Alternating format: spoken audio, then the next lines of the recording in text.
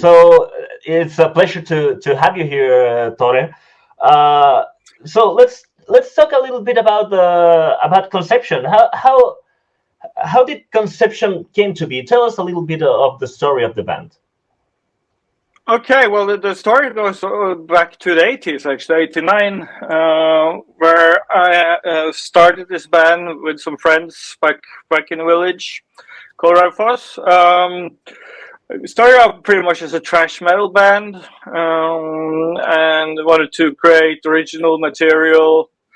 Did a few demos, but as everything evolved, I found I needed to do more than just the really heavy stuff. I wanted to explore, to blend styles, and successively the lineup was changed quite early on. I think first found Arve, then we recruited Ingar, and finally Roy, and that's where we were finally ready, to go and record the first album, Last Sunset, which we did in 1991.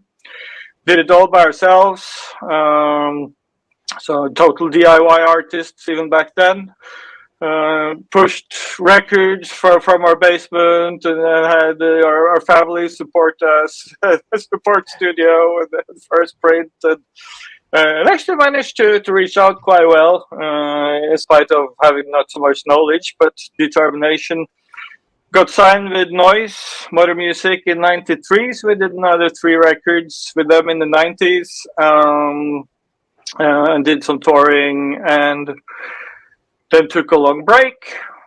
Did a few shows 2005, and finally, got out of this hibernation in 2018 when we released a mini album, and followed up with album 2022, was it? Or 20, with the Deluxe Edition 22, and with some touring in between.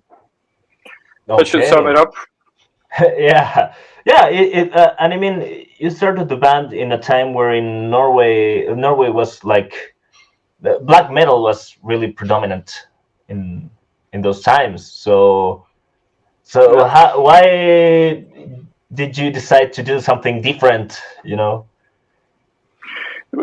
were never really part of that black metal scene. I know Ingar was very fascinated, a bass player, and he's got his own black metal band, alongside Conception, Crest of Darkness. But the whole idea about Conception was really, to explore musical styles with the basis of hard rock metal. We're never into any fashion, never into trends or into music. Everything, from the Spanish guitars to thrash metal and more classical music, and Pink Floyd. So it's and folk music. So it's quite a vast sources, I would say, of inspiration we had and wanted to explore. So, and then in '91, I don't think the black metal scene had really started then when we released our first album, but then successively this whole thing, I don't remember if it was '93 when it really, blew up. And of course you had Mayhem. They had released some stuff already in late '80s as well. Yeah. But I remember I met Dead once, the original singer, the Swedish singer. Mm-hmm. That must also have been at the end of the '80s. Yeah. Okay. So tell us a little bit about this hiatus, this hibernation time you guys had. Why did you decide to come back and write new music? What was the motivation there? Well, it was in the car so long. We never broke up. Okay. We took a break. The break happened to be a pretty long break. Yeah. So actually, during this time, I had already ARC going, which was supposed to be more like a playground to explore even more, be even more crazy with blending styles. and Ingar started his Crest of Darkness black metal project. Roy wanted to explore something completely different, and we were at the point where we had the inspiration ran out a little bit there in '97, and so we thought, oh, we'll explore some other stuff, and then we will come back to it. Then after a while, Roy joined Camelot. The Arc picked up the activity. Actually, at this point, Roy and I, we shared a house in Oslo. So we had Camelot coming, staying there. We had Arc coming, staying there. We saw a lot of each other, but then we were focused on our own different ventures and supporting each other. During this time, I also wrote some jammed with Arve.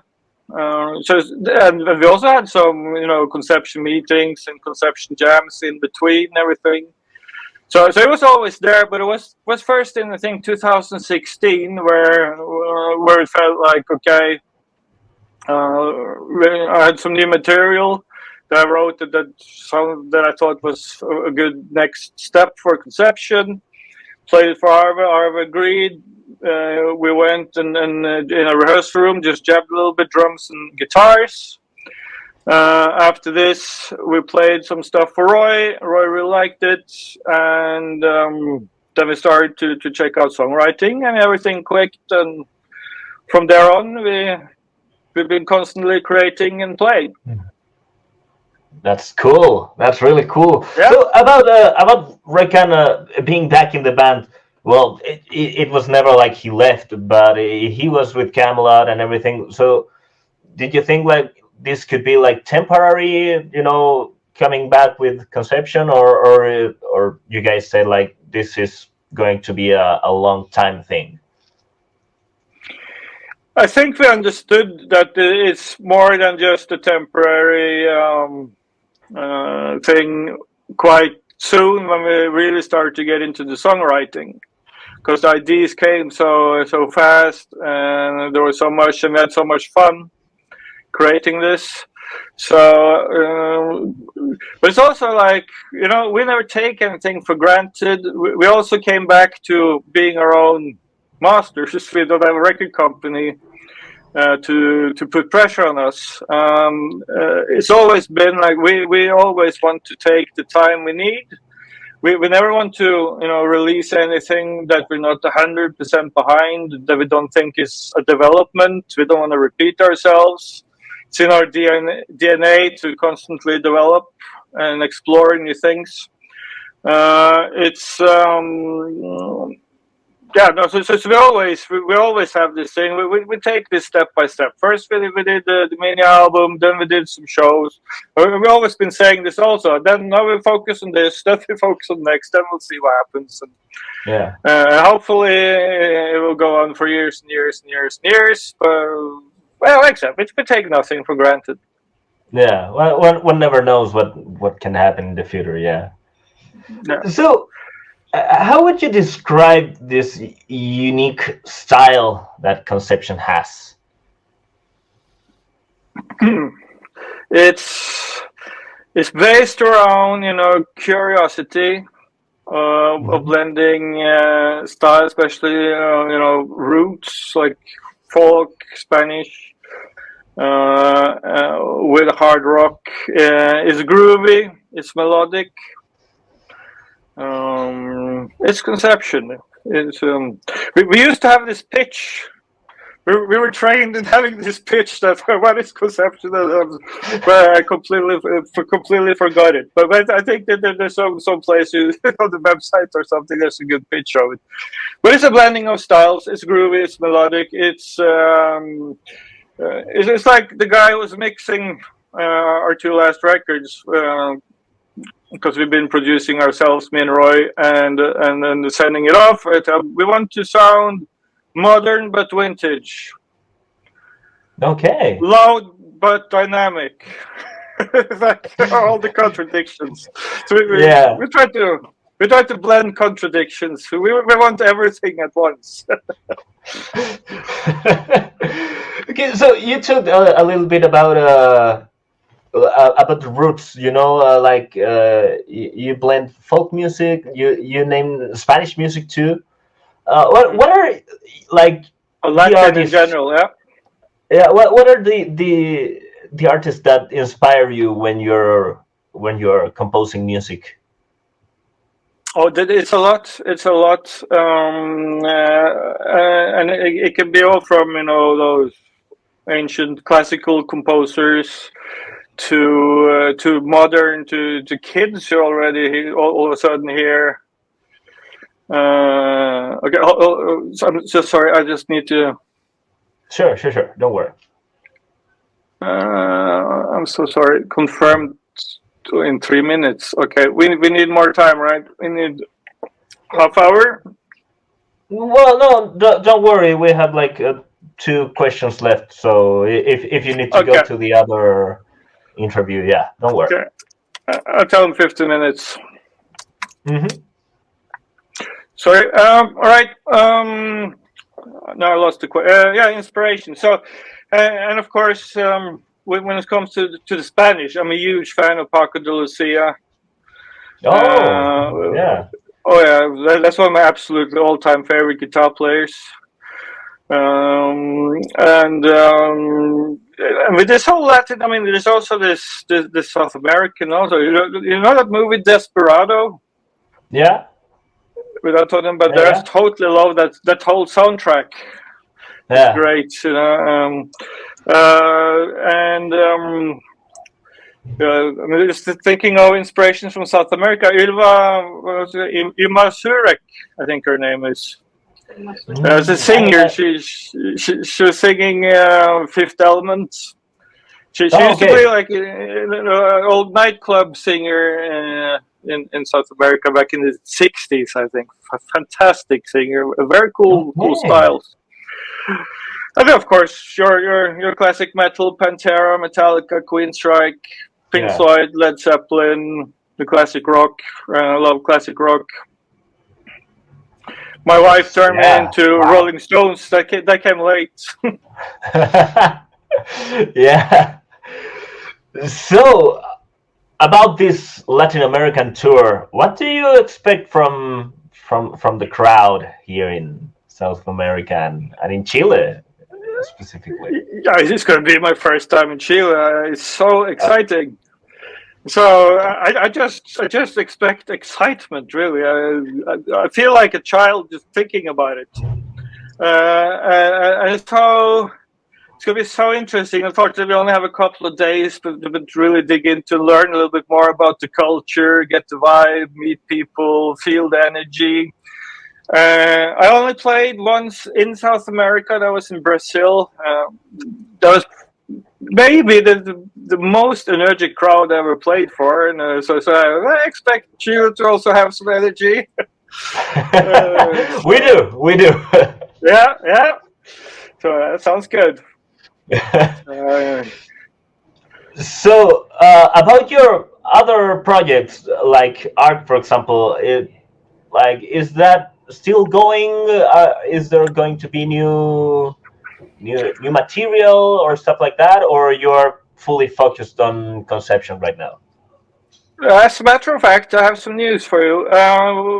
Just to answer about ARC first. ARC is. I'm very proud of what we did with ARC, but ARC's never going to happen again. Okay. The cost was too high. It's not worth it for me.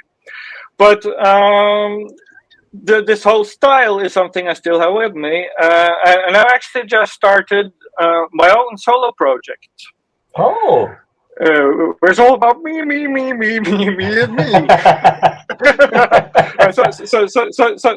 So far, I do everything myself. I play all the instruments. I compose everything.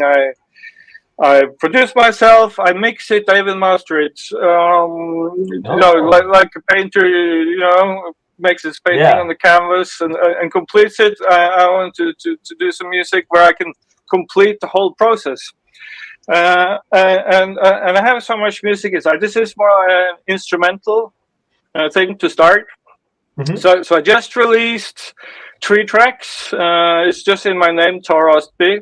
You can check it out, toreostby.com. Perfect. So yeah. Yeah, so I'm gonna blend. This is gonna be my new playground, also, like where I can really go crazy. So what I've You done can do first is, whatever you want. Yeah. yeah, yeah, and then maybe even step by step explore new instruments and then totally new styles. So what I released so far is a little folk inspired, very melancholic, low key guitar piece. Then released. Which is more like a symphonic metal instrumental piece called Snowflake, and finally now it's called Nordic Soul, Spanish Heart, my last track, which describes me pretty much. I'm from the cold north, but I always had a passion for the Latin and the Spanish, both life and music. So that's a piece for guitars, instrumental, all of this, yeah. That's so great. far. I'll have to check it out. Yeah, hope you like it. Yeah. So my idea now is like the same as with conception. I don't carve out any big plans for the future. I go step by step, song by song, or track by track rather. And then when I gather it together, we've got enough tracks recorded. I mean, I have billions of ideas now on what to do, but I also need time to produce everything and get it down. So step by step, then there will probably be albums. But for the time being, songs, independent artists. Started a record label together with my wife. She's also a guitarist and sings. So she's gonna record. She's gonna release her first album on our label in the autumn. Is the plan. So and she does communication, so she can take care of being my record label for now.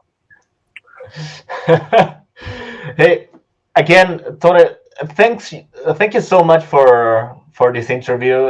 It's been great. Do you have any words for your Chilean fans here waiting for Conception? Absolutely. First, I have to thank you, Francisco. It's been a really nice conversation. Thank you for having me here. And for the fans of Chile, I can't wait to see you all and to get there, explore, feel the energy, feel the rush. Can't wait. Awesome.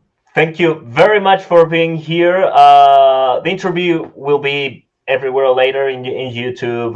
We'll upload it to Facebook, everything. So there you can watch it again, and people can watch it everywhere. So thank you for being here, man. Thank you, Francisco. Thanks for having me. Hope to see you in Chile and Santiago. Yeah. Will I see you there? Cool. Yeah, of course. Yeah.